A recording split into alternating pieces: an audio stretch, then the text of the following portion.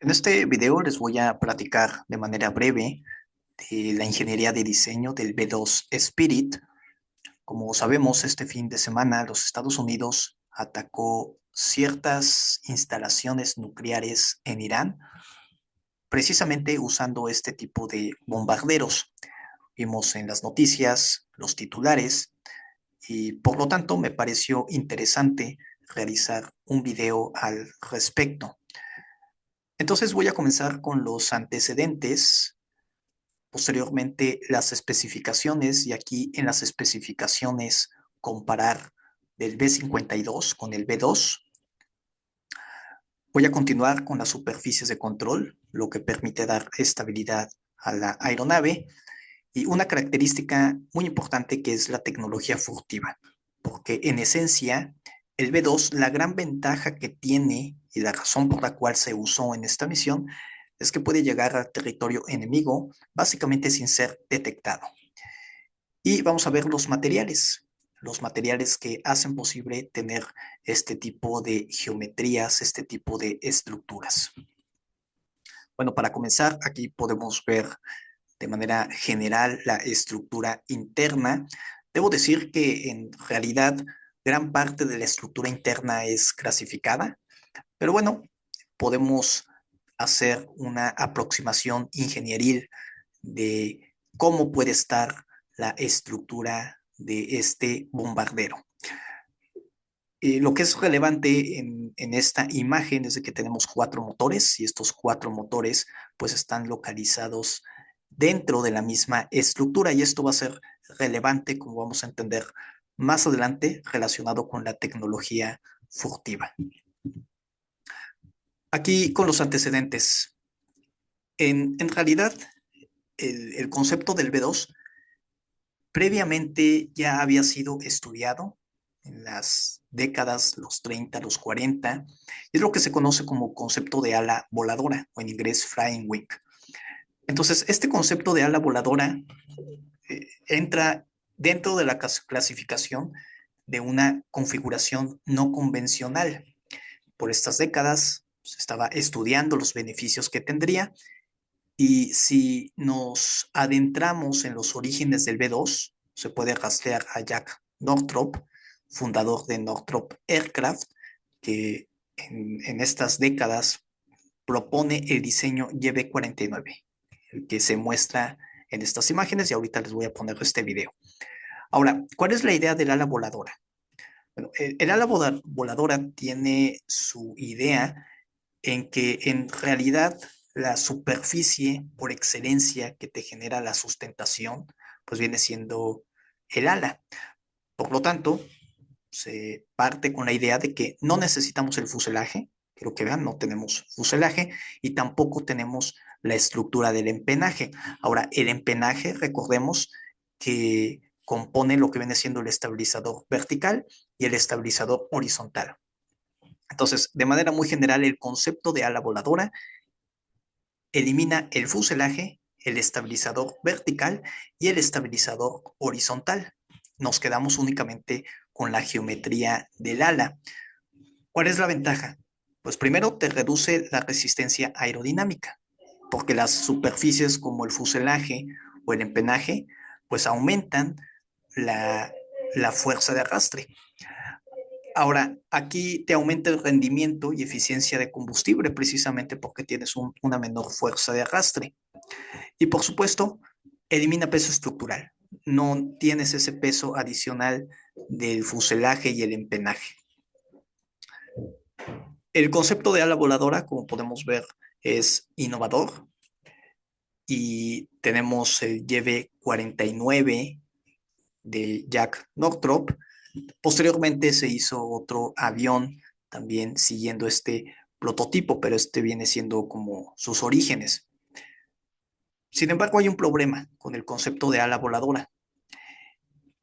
Tiene ciertos desafíos técnicos, y para globalizar los desafíos técnicos más importantes son dos. Primero, inestabilidad en vuelo. El concepto del ala voladora es muy inestable, naturalmente es muy inestable. ¿Y a qué se debe la inestabilidad? Bueno, precisamente a que no tenemos el estabilizador vertical ni el estabilizador horizontal. Eso ya lo hace inestable, sobre todo longitudinalmente.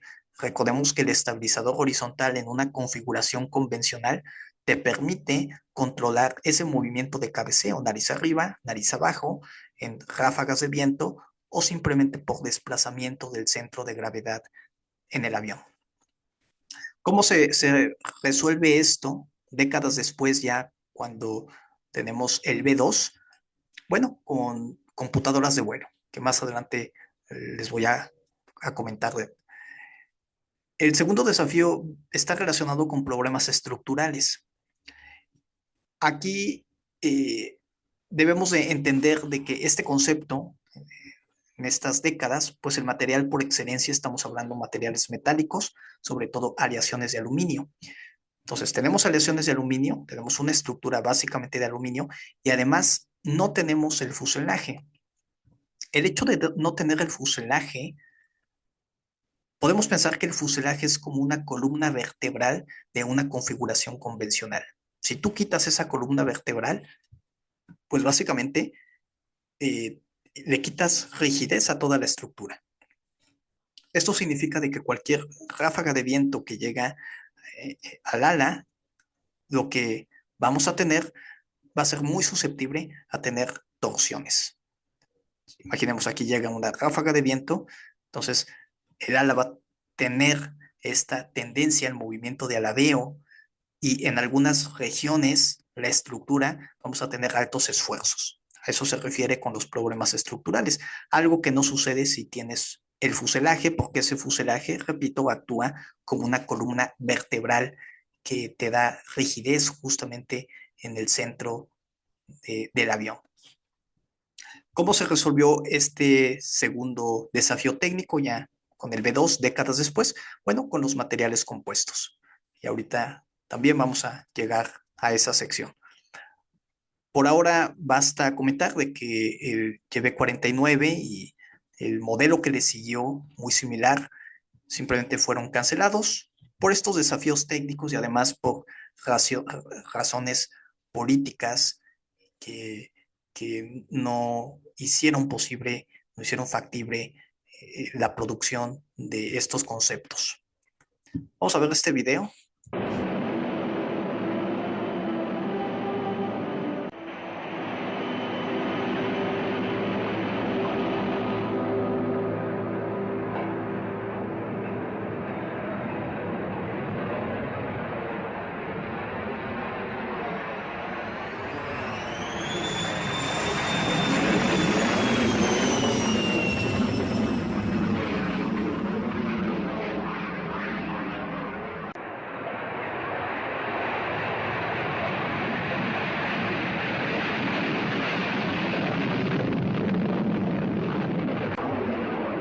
En estas condiciones de vuelo es donde el avión es más susceptible a estos problemas estructurales, a las torsiones que tenemos en el ala. De nuevo, porque no tenemos el fuselaje, esa estructura central. Muy bien. Este proyecto fue cancelado, no llegamos a la producción como tal, pero los Estados Unidos, sobre todo ya cuando entra a la Guerra Fría, pues necesita un bombardero. Y aquí llegamos al B-52, introducido en 1955. El B-52 fue el principal bombardero estratégico de la Fuerza Aérea de los Estados Unidos durante la Guerra Fría. ¿Qué tenemos en el B-52? Bueno, tenemos una estructura convencional. ¿A qué me refiero convencional? Tenemos las alas, tenemos el fuselaje y tenemos el empenaje con el estabilizador vertical y el estabilizador horizontal. Aquí no tenemos esos problemas de estabilidad de la aeronave en cuanto al control de vuelo y tampoco tenemos, por supuesto, el problema estructural de torsión que encontraríamos comparado con el ala volante. Una geometría convencional, podemos ver los motores que están localizados en el exterior. Para el B-52 tenemos 8 motores, 2 en cada ubicación. Bien. Y diseñado para misiones intercontinentales, algo importante de los Estados Unidos, por ejemplo, puede llegar a, a Europa o lo que viene siendo ya directamente a territorio de la Unión Soviética durante la Guerra Fría. Ahora, por estas características que tiene, sobre todo por los motores en la parte exterior, por las estructuras, por el fuselaje, por el empenaje, es un avión fácilmente detectable por sistemas de radar. Y más adelante vamos a ver cuál es el parámetro que define si un avión es detectable o no por sistemas de radar. Como es fácilmente detectable, no podemos considerar que es un avión furtivo. Entonces, el B-52 no es un avión furtivo. ¿Esto qué significa? De que en estas décadas, si había la necesidad de llevar al B-52 como bombardero a territorio enemigo de la Unión Soviética, para penetrar en ese espacio aéreo claramente protegido, requieres escoltas, requieres aviones militares, cazas, supersónicos, puede ser F-14, F-15. Además, necesitas tener, el B-52 debe de estar equipado con interferencia electrónica, que es lo que se conoce como Electronic Countermeasures. ¿Qué es este sistema? Básicamente emite señales para interferir con el radar enemigo y así evitar ser detectado. Por las distancias, vamos a imaginar, desde los Estados Unidos a la Unión Soviética, necesitas tener suministro o reabastecimiento de combustible en el aire. Además, necesitas un sistema SEAD, son misiles antirradar, o lo que se refiere Suppression of Enemy Air Defenses. En esencia, atacar bases enemigas que te pueden detectar la presencia del B-52. Entonces, quiero que vean, el B-52 sí puede llevar armamento, puede llevar bombas, pero ¿qué requieres? Requieres escoltas, requieres cazas, requieres equipo electrónico y requieres un sistema de misiles antirradar. Es aquí donde se hace evidente que se necesita un avión que es el B-2. El B-2 fue diseñado para eliminar estos sistemas, estas dependencias, como ahorita va a quedar claro. El B-52, aquí vamos a ver este video. The B-52 Buff has served America for over 43 years. It has participated in more conflicts than any other aircraft in history. During Desert Storm, the Buff dropped over 40% of the coalition's total bombs.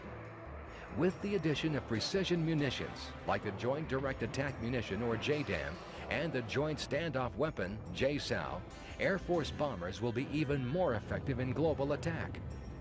The aircraft to your right, two B-52s from Minot Air Force Base, North Dakota, continue the attack on the enemy with 51 750-pound bombs each.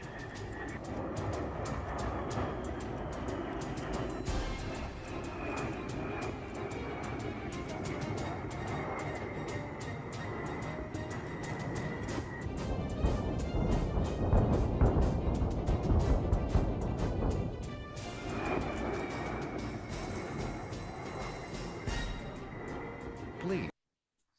Muy bien, entonces ya vemos la evolución, llegamos al B-52, 1955, y se hace evidente el B-2. El B-2 Spirit, diseñado por Northrop Corporation, el día de hoy Northrop Grumman, es un bombardero estratégico furtivo. Aquí ya aparece la palabra furtivo, que tuvo su primer vuelo en julio de 1989. Aquí tenemos estos videos, ahorita los vamos a ver. Está diseñado para penetrar en espacio aéreo altamente defendido sin ser detectado. Por esta razón, es furtivo. En los años 70 y 80, la Unión Soviética desarrollaba sofisticadas redes de radar y misiles antiaéreos. Entonces, básicamente el B-52 ya no podía llegar a la Unión Soviética, pasar desapercibido y cumplir con las misiones. El B-2, su objetivo, atacar blancos estratégicos con bombas nucleares o convencionales. Las bombas convencionales son aquellos misiles dirigidos o aquellas bombas que por el efecto de la gravedad llegan a su objetivo. Seguimos manteniendo este requerimiento, por supuesto, volar intercontinentalmente con o sin reabastecimiento, y se sigue manteniendo pues la necesidad de reabastecimiento en caso de ser necesario en el aire. Aquí lo más importante, operar en solitario, sin necesidad de escoltas. Solamente tienes el avión y también quiero mencionar, ya no necesitas estos equipos, interferencia electrónica, etcétera. El B2 es diseñado para eliminar esa dependencia, llegar a territorio enemigo sin ser detectado y regresar de manera segura. Aquí quiero también mencionar que estos aviones, tanto el B-52 como el B-2, son subsónicos. Bien, entonces no son supersónicos. ¿Por qué? Porque son bombarderos. El objetivo de un bombardero, de nuevo, básicamente es llegar a territorio enemigo, lanzar los misiles, las bombas y regresar. No necesitamos velocidades supersónicas y tampoco son deseables porque las velocidades supersónicas te pueden generar ondas de choque o ondas acústicas y eso pues haría más sencillo detectar la aeronave. Vamos a ver este video, bien, sobre todo el vuelo. Ahora, aquí ya estamos hablando en 1989. Entonces ya los problemas técnicos que vimos en un principio claramente ya se pudieron resolver. ¿Cuáles son esos dos problemas técnicos? Uno, el control de la aeronave por computadoras de vuelo. Y el segundo, los problemas estructurales por el uso de materiales compuestos. Bien, es lo que hizo posible regresar a este concepto, que desde la década de los 30, los 40 se sabía que era factible, pero simplemente por esas limitaciones tecnológicas no fue posible implementar en su momento. Tenemos el armamento. Vamos a continuar. Aquí en las especificaciones lo que me interesa es comparar algunas características del B-52 con el B-2 para que quede más claro, sobre todo una configuración convencional con una configuración no convencional. La tripulación, el B-52, tenemos una tripulación de 5, el piloto, el copiloto, y los 3 restantes básicamente se encargan del sistema electrónico, esos equipos que les comentaba, sistema de navegación y el, el encargado de los misiles. Mientras que el B2 únicamente requiere 2, el piloto y el comandante de misión. Para la longitud, el B-52 tenemos una longitud de 48.5 metros, es decir, desde la nariz hasta el empenaje, pero la longitud en el B2 observen que únicamente de 21 metros. ¿A qué se debe? Pues precisamente porque no tenemos el empenaje, no tenemos el fuselaje, únicamente tenemos el ala. Por supuesto, la longitud es menor. Ahora, si vemos la envergadura en el B-52, tenemos una envergadura de 56.4 metros, mientras que la envergadura en el B2, 52.4 metros. Aquí no hay mucha diferencia. El área de referencia, el B-52, tenemos área de referencia de 370 metros cuadrados. Y observen cómo el B2, por su naturaleza de ser ala voladora, claramente queremos tener una mayor superficie del ala, aumenta a 478 metros cuadrados. Mayor área de referencia, mayor fuerza de sustentación. Y como tenemos perfil aerodinámico optimizado, te reduce la fuerza de arrastre. Ahora, el peso máximo de despegue para el B-52, estamos hablando 221,000 kilogramos. El peso máximo de despegue para el B2, 170,000 kilogramos. Mucho menor peso. ¿A qué se debe? Pues a que no tenemos fuselaje, no tenemos empenaje. Lo que comentábamos en un principio. Claro que tienes un menor peso, pero es menor peso, pero observen cómo el área de referencia aumenta. Se van viendo estas ventajas. Algo interesante es la capacidad de combustible. En el B-52, 141,000 kilogramos, mientras que en el B2, 75,000 kilogramos. Básicamente una reducción de la mitad. Bien, en cuanto a combustible. Para analizar el combustible, pues es conveniente ver el rango, la distancia que puede llegar. El B-52 vamos a tomar el rango de combate, 14,000 kilómetros, y el B2 tenemos un rango de 11,000 kilómetros. En realidad no hay mucha diferencia. 3,000 kilómetros de diferencia por la mitad de combustible. Entonces, Claramente, esta geometría de ala voladora es más eficiente, con menos combustible, puedes llegar básicamente a la misma distancia que te da la geometría convencional. ¿Qué más encontramos? Bueno, los motores, observen, el B-52 tenemos 8 motores Pratt Whitney y cada uno te puede dar un empuje de 76 kilonewtons. ¿Qué tenemos en el B2? 4 motores, en este caso General Electric F-118, y cada uno te puede dar un empuje de 77 kilonewtons. Observen cómo básicamente los dos tipos de motores, cada uno te da el mismo empuje, pero aquí necesitas 4, aquí necesitas 8. ¿Por qué aquí necesitas más motores? Porque tienes más estructura, mayor superficie que hay que mover, fuerza de arrastre. ¿Bien? ¿Tiene sentido? Y finalmente, bueno, vamos a comparar la carga alar para el B-52, 586 kilogramos sobre metros cuadrados. Acá tenemos una carga alar 329 kilogramos metros cuadrados. Menor carga alar, eso significa menores esfuerzos que se van a distribuir a la estructura. De manera general, aquí entonces ya tenemos una idea. Esta geometría no convencional de ala voladora es más eficiente, claro que sí, es más eficiente, te reduce peso, te mejora el consumo, te reduce más bien el consumo de combustible, puedes llegar a mayores distancias y cumple su objetivo. El B2, su objetivo principal, recuerden, es llegar a territorio enemigo sin ser detectado. Ahora sí, superficies de control, que aquí nos encontramos la solución técnica al problema de la estabilidad. ¿Cómo se resolvió? Ya con las décadas tenemos el desarrollo digital. Se incorpora entonces un sistema de computadora de vuelo, lo que hoy conocemos como fly-by-wire. Esta computadora de vuelo realiza ajustes automáticos y constantes. De otra manera, en la década de los 30, de los 40, pues un piloto humano tenía que estar ahí haciendo estas modificaciones, estos ajustes a los controles. Era arriesgado y de hecho hubo un accidente con los primeros prototipos en la década de los 30, los 40, por la inestabilidad de la aeronave. No tienes un estabilizador, sobre todo horizontal, es muy inestable.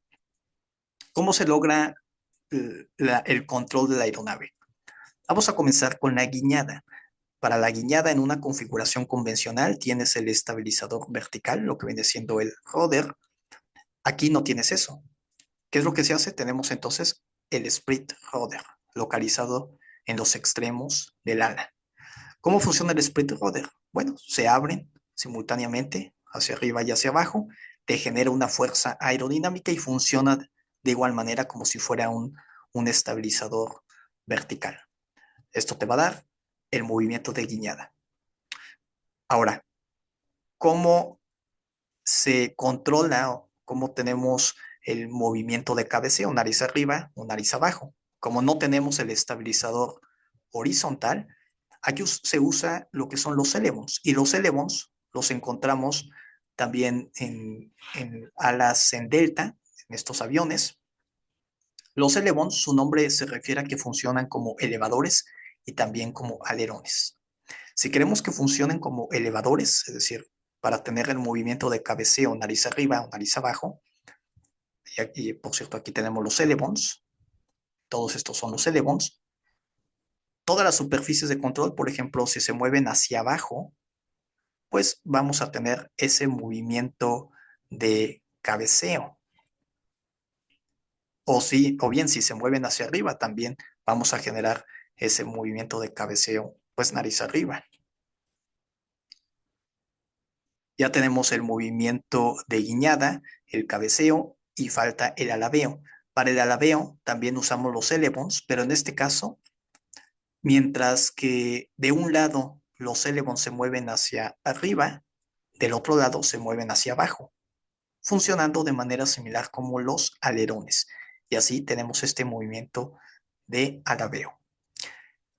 Quiero que vean cómo estas superficies de control tampoco son convencionales. Y se hace más evidente entonces que necesitamos un sistema de control de vuelo, una computadora de vuelo que pueda estar haciendo estos ajustes. Cualquier ráfaga de viento hace muy inestable esta geometría. La computadora de vuelo en automático, los ajustes. Vamos a pasar a la tecnología furtiva, la característica más importante de este avión. ¿Qué es lo que lo hace básicamente indetectable? Tenemos varias características. La primera es lo que se conoce como la sección transversal de radar o el radar cross section. Y este parámetro nos dice cuánta energía de radar refleja un objeto hacia la antena emisora. Muy importante, este parámetro, que está en metros cuadrados, no representa el tamaño físico del objeto. Vamos a suponer, por ejemplo, que tenemos el B-52 y enfrente tenemos el radar que lo busca. Ese radar, si lo ponemos enfrente, detectaría el B-52 como un objeto equivalente a una superficie de 100 metros cuadrados. Claramente el B-52 no tiene una superficie frontal de 100 metros cuadrados, pero así lo detectaría el radar. ¿Qué pasa, por ejemplo, con el F-16? Únicamente detecta 6 metros cuadrados. Y con el B-2, 0.1 metros cuadrados. Es como si vieras un pájaro. Por esta razón, y a una altitud, pues ya en crucero, lo hace indetectable. Entonces, este parámetro sección transversal es lo que le da o lo convierte en un avión furtivo. ¿Cómo se logra esta tecnología furtiva o cómo se puede reducir la sección transversal de radar? Porque, de nuevo, no representa el tamaño físico del objeto. ¿Cómo se puede reducir? Bueno, en las curvaturas. Lo que se sabe es de que si tienes una superficie con curvaturas, eso te va a desviar la señal del radar enemigo y así vas a pasar desapercibido. Además de que debes de tener materiales que sean absorbentes de las ondas del radar enemigo. Son dos características. Primero, la geometría, una curvatura y además materiales absorbentes. Por lo tanto, previamente no se pudo implementar porque teníamos estas limitaciones tecnológicas y de manufactura. ¿A qué me refiero? De que si necesitas tener cierta curvatura para desviar las ondas de radar enemigo y evitar ser detectado, pues esas curvaturas requieren un proceso de manufactura especial. Y si en la década de los 30, de los 40, el material por excelencia son aleaciones de aluminio, pues poder esas aleaciones de aluminio, ese material doblarlo, tener superficies curviadas, es complejo. Tenemos limitaciones ahí en cuanto a los procesos de manufactura, a las dimensiones, a las tolerancias, etcétera. ¿Cómo se resolvió después? Ya con el B2, con los materiales compuestos. Además de que no basta solamente tener la curvatura y ya, hay que diseñar.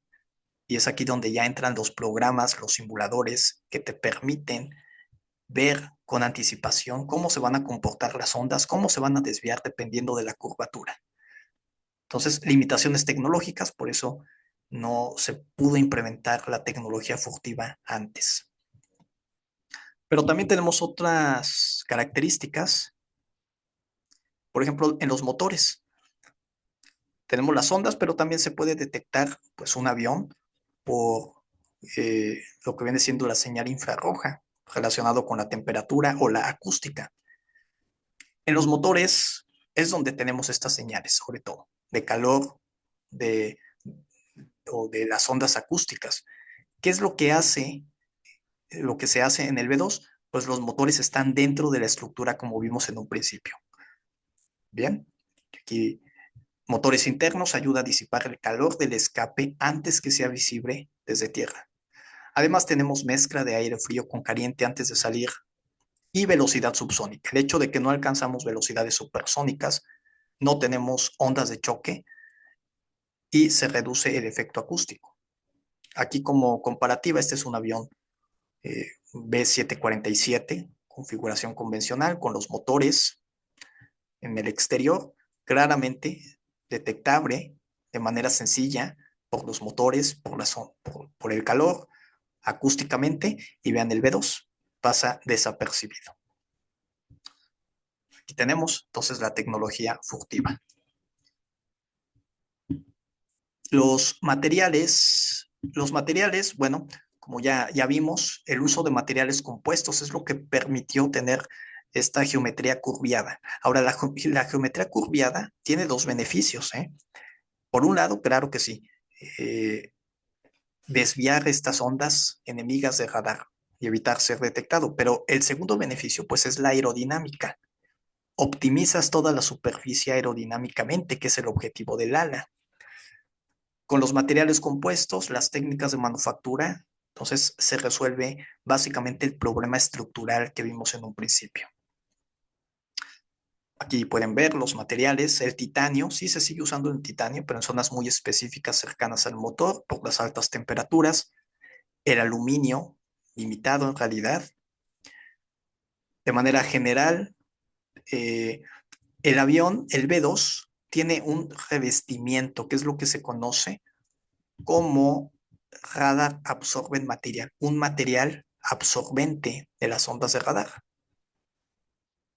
Este material lo encontramos en los bordes externos del avión, sobre todo. El objetivo precisamente es absorber las ondas y así permite todavía ser eh, eh, indetectable. A lo que esto se refiere el revestimiento. En las alas, en toda la estructura, tenemos fibra de carbono, que es material compuesto, de estructura tipo sándwich, a que ayuda a la aerodinámica, como les comentaba, y al sigilo.